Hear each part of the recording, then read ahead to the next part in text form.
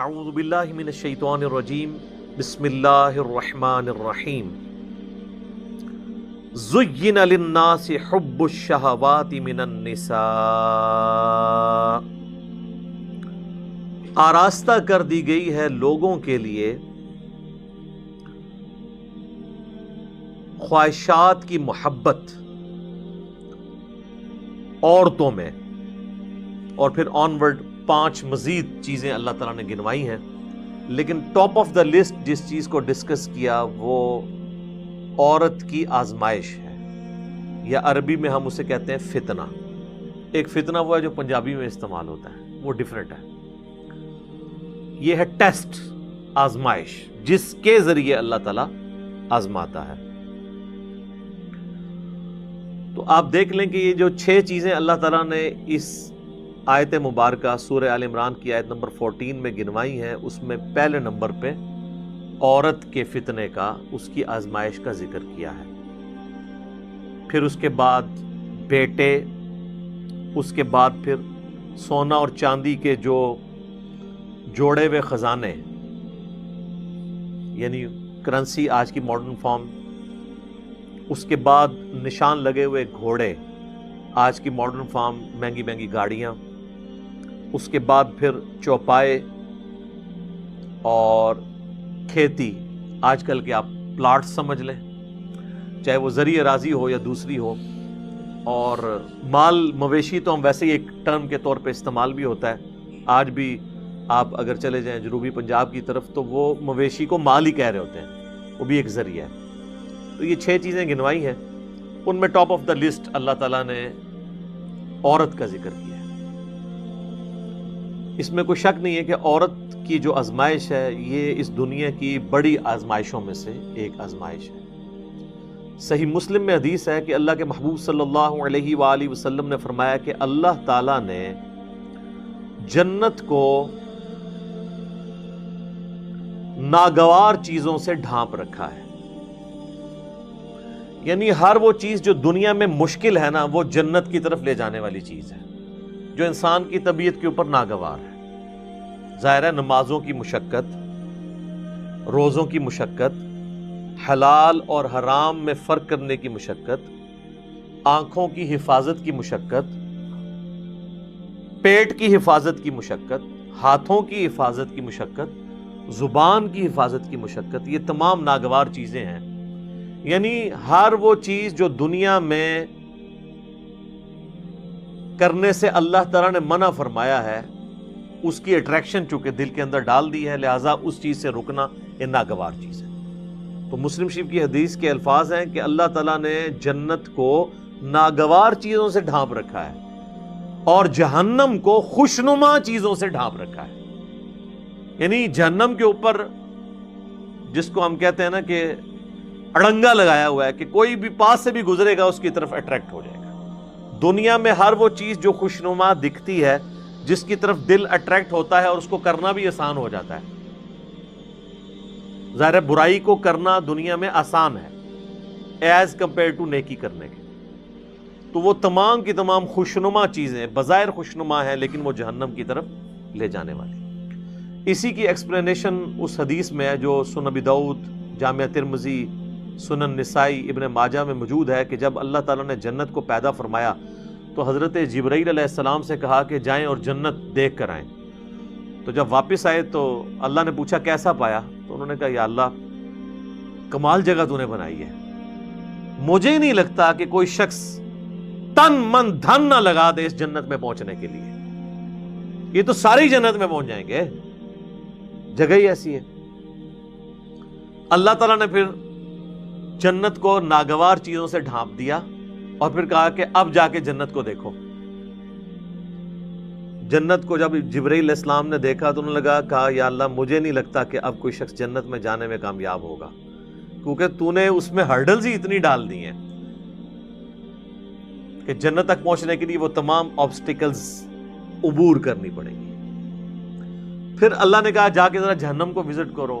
واپس آئے، کہا یا اللہ توبہ توبہ، یہ تو بڑی سختی کی جگہ ہے، کوئی شخص بھی کوئی ایسا عمل کرنے کی کوشش نہیں کرے گا کہ وہ اس تک پہنچ جائے۔ پھر اللہ تعالیٰ نے جہنم کو خوشنما چیزوں سے ڈھانپ دیا اور پھر فرمایا کہ جاؤ اب جا کے جہنم وزٹ کرو۔ وہ جب وزٹ کر کے آئے تو انہوں نے کہا یا اللہ مجھے نہیں لگتا کہ کوئی بندہ جہنم میں جانے سے بچ سکے گا، کیونکہ اٹریکشن ہی اتنی رکھی ہے تو نے، جہنم کے اندر نہیں، جہنم کے باہر، جس کو پنجابی سے کہنا ہے کڑگا لگیا ہوا ہے شکار کرنے کے لیے۔ اسی ازمائش کے اوپر تو پھر جنت ہے۔ تو وہ جو خوشنما چیزیں جنہوں نے جہنم کو ڈھانپ رکھا ہے، ان میں سے پہلی چیز عورت کا فتنہ ہے۔ صحیح مسلم میں حدیث ہے، نبی صلی اللہ علیہ وآلہ وسلم نے فرمایا کہ دنیا متاع ہے، برتنے کی جگہ ہے، اور سب سے بہترین متاع نیک بیوی ہے۔ دوسری طرف یہ بھی اسپیکٹ ہے کہ نیک بیوی جنت تک پہنچنے کا ذریعہ بن سکتی ہے۔ عورت آزمائش ضرور ہے، لیکن اگر نیک عورت ہوگی، نیک بیوی ہوگی، تو دنیا میں اس سے بہترین برتنے کی کوئی چیز نہیں ہے، دنیا میں بھی نفع اور آخرت میں جانے کا، جنت میں جانے کا سبب بھی۔ ایک اور حدیث ہے بخاری اور مسلم دونوں میں، نبی صلی اللہ علیہ وآلہ وسلم نے فرمایا میں اپنے بعد تمہارے لیے عورت سے بڑا کوئی فتنہ شمار نہیں کرتا۔ یہ آپ علیہ السلام نے اپنے وفات کے دنوں میں وصیتیں کرتے ہوئے فرمایا کہ میرے بعد سب سے بڑی آزمائش جو تم پہ ہے وہ عورت کے فتنے کی شکل میں آئے گی۔ اب عورت کا فتنہ ایک تو سیکس کے پوائنٹ آف ویو سے بھی ہو سکتا ہے، اور ایک اس پوائنٹ آف ویو سے کہ کوئی شخص اپنی بیوی کی محبت کے اندر جو جائز ہے ایکسٹریم رویے اڈاپٹ کرے کہ اللہ کی حدوں کو توڑ دے، یا بیویوں کے ساتھ حسن سلوک نہ کرے اور ان کے جو جائز حقوق ہیں ان کو نہ دے، اور اس کے سبب اللہ تعالیٰ کے وہ عذاب کا مستحق ہو جائے۔ دونوں صورتوں میں عورت آزمائش ہے۔ ایک اور حدیث ہے بخاری اور مسلم میں، تیسری حدیث، یہ آلموسٹ 12 احادیث ہیں جو میں اس میں کور کروں گا۔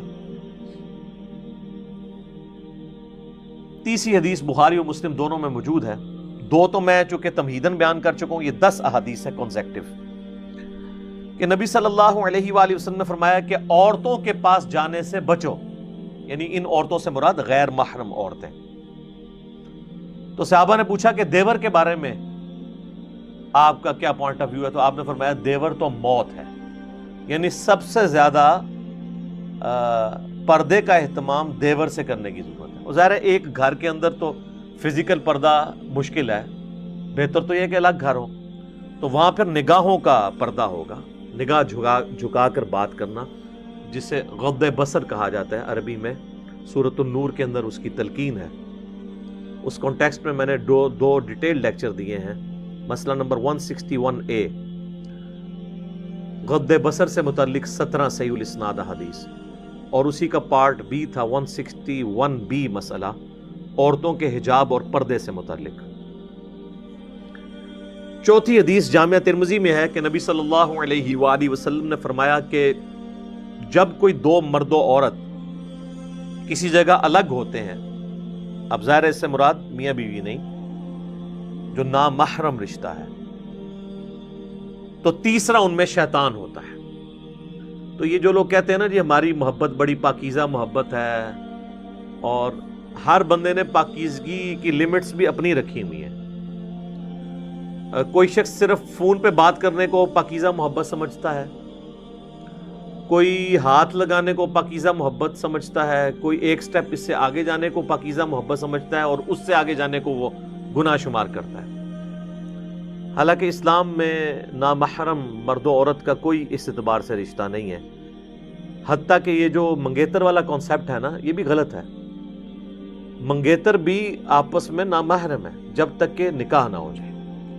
آفیشیل بانڈنگ جو شریعت میں ہے وہ نکاح کا بانڈ ہے، تو بہتر یہ ہے کہ یہ منگنی کرنے کی بجائے نا نکاح ڈائریکٹ کرنا چاہیے۔ اس کے بعد اگر مرد و عورت آپس میں فون کے اوپر رابطہ رکھنا چاہتے ہیں تو وہ ضرور رکھیں، لیکن فون تک ہی، اس سے آگے نہیں، کیونکہ نکاح کے بعد جب تک رخصتی نہ ہو تو مرد و عورت آپس میں کوئی بھی کسی قسم کا تعلق قائم نہیں کر سکتے، ورنہ تو یہ معاشرے کی جڑیں ہی پھر کٹ جائیں گی، اور اس قسم کے کیسز پھر سامنے آتے ہیں، اور وہ آپ جوڈیشری میں بھی پروف نہیں کر سکتے، اور پھر معاملات کہاں سے کہاں بگڑ جاتے ہیں۔ لہٰذا یہ کہنا کہ جی نکاح ہو گیا تو اب ہر طرح کا تعلق جائز ہو گیا، نہیں، جب تک رخصتی نہ ہو نکاح کے بعد والے تعلقات اس کے لیے جائز نہیں ہوں گے۔ 5ویں حدیث صحیح مسلم کی ہے، نبی علیہ السلام سے پوچھا گیا جو اچانک نظر اٹھ جاتی ہے، تو آپ نے فرمایا کہ اللہ نے مجھے اس چیز سے منع کیا ہے اور حکم دیا ہے کہ اگر اچانک نظر اٹھ جائے تو میں فوراً اپنی نظر ہٹا لوں۔ یعنی وہ نظر آپ نے یہ نہیں ہے کہ گھر چھوڑ کے آنا ہے ایک نظر کے اندر، کہتا نہیں پہلی نظر معاف ہے۔ پہلی نظر سے مراد دیکھنا نہیں ہے، پہلی نظر سے مراد ہے کسی شخص کا نامحرم کے بارے میں اس کو یہ پتہ چل جانا، تو پہلی نظر اس کی ہو گئی۔ اب جان بوجھ کے چاہے وہ پہلی نظر بھی ڈالے گا تو اس کی دوسری شمار ہوگی۔ 6ٹھی حدیث بخاری اور مسلم دونوں میں ہے، نبی علیہ السلام نے فرمایا کہ اے نوجوانوں کے گروہ، تم میں سے جس میں استطاعت ہو وہ نکاح کرے، اور اگر نکاح نہیں کر سکتا، یعنی اس کی فائنینشیل حالت ایسی نہیں ہے، تو وہ پھر روزے رکھ کے اپنی شہوت کو ٹھنڈا کرے۔ اور اس میں الفاظ ہیں نکاح کرو، نکاح کرنا تمہاری عفت اور عصمت کی حفاظت اور شرمگاہ کی حفاظت کا ذریعہ ہے، اور یہ نگاہیں نیچی رکھنے کا ذریعہ ہے۔ اب یہ بھی ایک تلخ حقیقت ہے کہ ہمارے معاشرے میں نکاح کی سرمنی اور شادی کی سرمنی اتنی مشکل کر دی گئی ہے کہ جو لوگ فائنینشلی افورڈ بھی کر رہے ہوتے ہیں پھر بھی حالات و واقعات ان کے لیے ایسے نہیں بن پاتے کہ وہ شادی کر سکیں۔ اور دوسری طرف یہ بھی ایکسٹریم ہے کہ ایک شخص فیملی کو سپورٹ کر ہی نہیں سکتا اور آپ زبردستی اس کی شادی کروا دیں کہ جی یہ بعد میں بندے کا پتر بن جائے گا، الٹا آپ 2 خاندانوں میں لڑائیاں ڈلوا دیں گے۔ تو یہ بھی کوئی اپروچ نہیں ہے۔ اور اس حدیث میں جو استطاعت ہے اس سے مراد اس کی سیکچول استطاعت نہیں ہے بلکہ فائنینشیل استطاعت کا ذکر ہے کہ فائنینشلی اگر وہ استطاعت رکھتا ہے تو وہ نکاح کرے گا، ورنہ یہ تو نہ ہوتا کہ جس کی استطاعت نہیں ہے تو وہ روزے رکھے۔ اگر اس سے مراد وہ سیکچول چیز ہوتی پھر تو روزے بھی رکھنے کی ضرورت نہیں تھی اس کو، تو اس سے مراد وہی چیز ہے۔ اس میں اکثر وہ مشہور کیا جی ایک غریب آدمی آیا، حضور نے کہا شادی کر لو، اور غریب ہو گیا، کہا دوسری کر لو، اور غریب ہو گیا، تیسری کر لو، چوتھی کر لو، پھر وہ امیر ہو گیا۔ سر اس طرح نہیں کوئی امیر ہوتا، بیڑا غرق کیتا ہے۔ یہ بالکل جھوٹی روایتیں ہیں، یہ میرے خیال ہے کنواروں نے گھڑی ہوئی ہیں۔ ان روایتوں سے پھر بھی شادی نہیں ہونے کی جن کی نہیں ہونی۔ اچھا، 7ویں حدیث ہے صحیح بخاری میں، آپ صلی اللہ علیہ وآلہ وسلم نے فرمایا جو شخص مجھے اپنی زبان اور شرمگاہ کی حفاظت کی ذمہ داری دے دے میں اسے جنت کی گارنٹی دیتا ہوں۔ اب یہ 2 چیزیں جو ہے نا یہ بہت کریٹیکل ہیں، زبان اور شرمگاہ کا معاملہ۔ 8ویں حدیث صحیح مسلم میں ہے، نبی صلی اللہ علیہ وآلہ وسلم نے فرمایا یہ دنیا بڑی میٹھی ہے، سرسبز و شاداب ہے، اور اللہ نے دنیا میں تمہیں اپنا خلیفہ بنایا ہے، اب وہ یہ دیکھے گا کہ تم کیسے اعمال کرتے ہو۔ اور پھر آپ علیہ السلام نے فرمایا کہ تم دنیا اور عورت کے فتنے سے بچنا۔ 2 چیزیں فرمائی، دنیا کی محبت، اس کی دولت کی محبت، اور عورت کی۔ یہ کیسی کنکلوڈنگ گفتگو ہے کہ اللہ نے تمہاری آزمائش ان 2 چیزوں میں رکھ دی ہے، عورت اور مال۔ باقی آپ جتنے بھی دیکھیں گے وہ اسی کی کرولریز ہوں گی۔ اچھی گاڑی مال کی کرولری ہے، زیادہ پلاٹس مال کی کرولری ہے۔ تو دنیا کی محبت، اس کے مال کی محبت اور عورت سے بچنا۔ اللہم انی اعوذ بک من فتنۃ النساء، اللہم انی اعوذ بک من فتنۃ الدنیا وعذاب الآخرہ، آمین ثم آمین۔ 9ویں حدیث جامعہ ترمذی میں ہے، نبی علیہ السلام نے فرمایا تم نے کوئی بھی 2 محبت کرنے والے میاں بیوی سے بڑھ کر نہیں دیکھے ہوں۔ یعنی یہ حقیقت بات ہے، دنیا میں جو اللہ نے محبت میاں بیوی کے درمیان رکھی ہے نا، اس طرح کی ایکسٹریم محبت اور کلوزنس کسی بھی اور رشتے کے اندر نہیں ہے۔ اسلام میں خاندان کی اکائی ہی میاں بیوی ہے۔ ویسے انڈیا پاکستان میں تو ماں باپ کو ذرا اوپر کا درجہ دیا جاتا ہے، وہ جس لیول پہ درجہ ہے وہ اپنی جگہ ہے، لیکن جو بیسک یونٹ ہے نا خاندان کا، وہ میاں بیوی کا رشتہ ہے. اسی لیے تو مسلم شریف میں آتا ہے نا کہ شیطان کا تخت پانیوں پہ لگا ہوا ہے. جو آج کل کے ماڈرن سکالرز کا موقف ہے، ہو سکتا ہے یہ برمودا ٹرائنگل پہ ہی شیطان کا تخت لگا ہو، اور وہ شام کے وقت اپنے سارے چیلوں سے رپورٹ لیتا ہے. تو ہر اس کا چیلا آ کے مختلف قسم کے گناہ گنواتا ہے کہ آج میں نے فلاں سے فلاں کروائی، فلاں سے فلاں گناہ کروایا. ایک چیلا آ کے کہتا ہے آج میں نے میاں بیوی کے درمیان علیحدگی کروا دی ہے. تو شیطان کسی سے خوش نہیں ہوتا، اس سے خوش ہوتا ہے اور اسے گلے لگا کے ملتا ہے کہ اصل کام تو نے کیا ہے. کیونکہ میاں بیوی کے درمیان جدائی ہو گئی تو اولاد تو ویسے ہی گئی، معاشرے کے لیے ناسور بن گئی اولاد بھی، اور بعض اوقات ایسی عورتیں یا ایسے مرد بھی ناسور معاشرے کے لیے بن جاتے ہیں اگر دوبارہ ان کا پیچ اپ نہ کہیں پہ ہو سکے. تو تم نے کوئی بھی محبت کرنے والے میاں بیوی سے بڑھ کے نہیں دیکھے ہوں گے. 10ویں حدیث صحیح مسلم میں ہے، نبی صلی اللہ علیہ وآلہ وسلم نے فرمایا سبحان اللہ کہنا بھی صدقہ ہے، الحمدللہ کہنا بھی صدقہ ہے. یہ صدقہ پنجابی والا نہیں، عربی میں صدقہ کہتے ہیں نیکی کے کام کو. اللہ اکبر کہنا بھی صدقہ ہے، لا الہ الا اللہ کہنا بھی صدقہ ہے، اور راستے سے تکلیف دہ چیز کو دور کر دینا بھی صدقہ ہے. امر بالمعروف و نہی عن المنکر، لوگوں کو نیکی کا حکم دینا اور برائی سے روکنا، یہ بھی صدقہ ہے. حتیٰ کہ تمہارا اپنی بیویوں کے ساتھ ازدواجی تعلق قائم کرنا بھی صدقہ ہے. باقی ساری باتیں تو صحابہ کو سمجھ آ گئیں. آخری بات پہ انہوں نے کاؤنٹر کوسچن کیا، یا رسول اللہ ایک پیور ایک اینیمل انسٹنکٹ والی جو ایکٹیویٹی ہے اس پہ بھی نیکی ہے. تو آپ نے فرمایا اگر تم یہی ضرورت کسی ایسی عورت سے پوری کرو جو تمہارے لیے حلال نہیں ہے تو کیا تمہیں گناہ ملے گا؟ صحابہ نے کہا یا رسول اللہ ملے گا. تو فرمایا کہ پھر تمہیں اپنی بیویوں کے ساتھ ازدواجی تعلق قائم کرنے پر ثواب بھی ملے گا. یہ ہے نیکی کا کانسیپٹ اسلام کے اندر.